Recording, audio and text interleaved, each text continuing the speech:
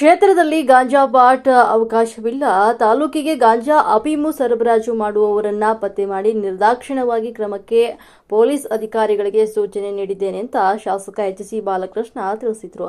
ಮಾಗಡಿಯಲ್ಲಿ ಈಗಾಗಲೇ ಗಾಂಜಾ ಮಾರಾಟ ಸಂಬಂಧ 5 ಆರೋಪಿಗಳನ್ನ ಅಬಕಾರಿ ಅಧಿಕಾರಿಗಳು ವಶಕ್ಕೆ ಪಡೆದು ಸೂಕ್ತ ಕ್ರಮವನ್ನು ಕೈಗೊಂಡಿದ್ದಾರೆ ಎಂಬ ಮಾಧ್ಯಮದವರ ಪ್ರಶ್ನೆಗೆ ಉತ್ತರಿಸಿದ ಶಾಸಕರು, ನನ್ನ ಮತಕ್ಷೇತ್ರದಲ್ಲಿ ಎಲ್ಲಿಯೂ ಕೂಡ ಗಾಂಜಾ ಅಫೀಮು ಒಂದು ಘಾಟ್ ಹರಡಬಾರದು ಅಂತ ನಾನು ಸಂಬಂಧಪಟ್ಟವರಿಗೆ ಎಚ್ಚರಿಕೆಯನ್ನು ನೀಡಿದ್ದೇನೆ. ಪ್ರಮುಖವಾಗಿ ಯಾರು ಮಾಗಡಿಗೆ ಗಾಂಜಾ ಸರಬರಾಜು ಮಾಡುತ್ತಿದ್ದಾರೆ ಮೊದಲು ಅವರನ್ನ ಪತ್ತೆ ಮಾಡುವಂತೆ ಪೊಲೀಸರಿಗೆ ಸೂಚನೆಯನ್ನ ನೀಡಿದ್ದೇನೆ. ಗಾಂಜಾ ಅಫೀಮು ಸೇವನೆ ಮಾಡುವವರು ಯಾರೇ ಆಗಿರಲಿ ಅಂತವರನ್ನ ಪತ್ತೆ ಮಾಡಿ ಅವರ ವಿರುದ್ಧವೂ ಕೂಡ ನಿರ್ದಾಕ್ಷಿಣ್ಯವಾಗಿ ಕ್ರಮವನ್ನು ಕೈಗೊಳ್ಳಲು ಪೊಲೀಸರಿಗೆ ಖಡಕ್ ಸೂಚನೆ ನೀಡಿದ್ದೇನೆ ಅಂತ ತಿಳಿಸಿದರು.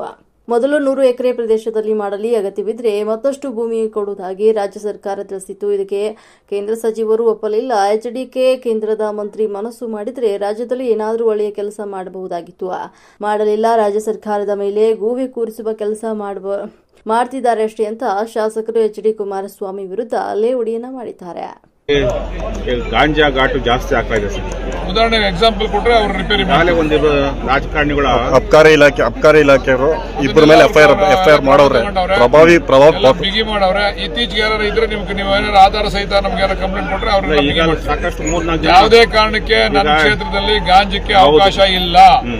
ಗಾಂಜಾ ಅಫೀಮು ಇನ್ನೊಂದಕ್ಕೆ ಅವಕಾಶ ಇಲ್ಲ. ಸರ್ಕಲ್ ಇನ್ಸ್ಪೆಕ್ಟರ್ಗೆ ಹೇಳಿದೀನಿ. ಇನ್ನು ಮುಂದೆ ಯಾರಾದ್ರೂ ಸಿಗಾಕೊಂಡ್ರೆ ಅವ್ರನ್ನ ನಿರ್ದಾಕ್ಷಿಣ್ಯವಾಗಿ ಅವ್ರನ್ನ ಕ್ರಮ ತಗೊಳ್ತೀವಿ. ಈಗಾಗಲೇ ಶಾಲಾ ಕಾಲೇಜು ದುಡ್ಡಿದೆ ಸರ್ ಆಲ್ರೆಡಿ ಹೇಳಿದೀವಿ. ಅದನ್ನೆಲ್ಲ ಟ್ರೇಸ್ ಔಟ್ ಮಾಡಕ್ಕೆ ಹೇಳಿದೀವಿ. ಮೇನ್ ಯಾರು ಅವನ್ನ ಸಪ್ಲೈ ಮಾಡ್ತಾವ ಅವ್ನ ಹೇಳ್ಕೊಂಬರಕ್ಕೆ ಹೇಳಿದೀವಿ. ಅವೆಲ್ಲ ಮಾಡ್ತಾ ಇದೀವಿ. ಪ್ರತಿ ವಾರನೂ ಕೂಡ ಮೀಟಿಂಗ್ ಮಾಡ್ತಾ ಇದೀವಿ. SIR ಬಗ್ಗೆ ಅರಿವು ಮೂಡಿಸ್ತಕ್ಕಂಥ ಕೆಲಸ, ನಮ್ಮ ಕಾರ್ಯಕರ್ತರನ್ನ ಚುರುಕು ಮಾಡ್ತಕ್ಕಂಥದ್ದು, ನಮ್ಮ ಮತದಾರರನ್ನ ಮತದಾರ ಪಟ್ಟಿಗೆ ಸೇರಿಸ್ತಕ್ಕಂಥ ಕೆಲಸವನ್ನ ನಿರಂತರವಾಗಿ ಮಾಡ್ತಾ ಇದ್ದೀವಿ. ಇದು ಮೂಲ ಉದ್ದೇಶ ಏನು ಸರ್? ನಮ್ಮ ಮತದಾರರ ಓಟನ್ನ ಕಾಪಾಡ್ಕೋಬೇಕು ಅಂತಕ್ಕಂಥ ಮೂಲ ಉದ್ದೇಶ.